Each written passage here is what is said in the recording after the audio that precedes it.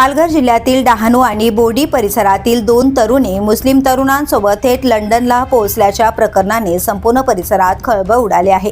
या घटनेची संवेदनशीलता आणि गांभीर्य लक्षात घेऊन राज्य सरकारने या प्रकरणाच्या चौकशीसाठी विशेष तपास पथक अर्थात SITची स्थापना केली आहे।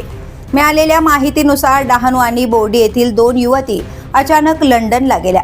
कुटुंबियांनी त्यांच्याशी संपर्क साधून भारतात परतण्याची विनंती केली असता त्यांनी परत येण्यास नकार दिल्याचं सांगितलं जात आहे। या प्रकरणामागे नेमके काय घडले याचा तपास आता यंत्रणांकडून केला जातो आहे। दरम्यान या संपूर्ण प्रकरणाला मानवी तस्करी किंवा आर्थिक व्यवहारांचा काही संबंध आहे का याचाही तपास सुरू असल्याची माहिती समोर येते।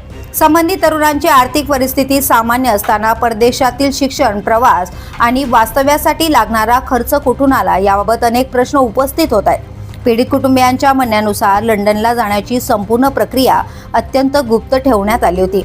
घरच्यांना याबाबत कोणतीही पूर्वकल्पना देण्यात आली नव्हती। परदेशात पोहोचल्यानंतर झालेल्या संभाषणातही संबंधित युवतींनी भारतात परतण्यास नकार दिल्याने कुटुंबियांचं म्हणणं आहे। या प्रकरणानंतर डहाणू परिसरात संतापाचे वातावरण निर्माण झाले असून संपूर्ण घटनेचा सखोल तपास करून सत्य समोर आणण्याची मागणी स्थानिकांकडून केली जाते। द वॉइस न्यूजसाठी नितीन पाटील, पालघर।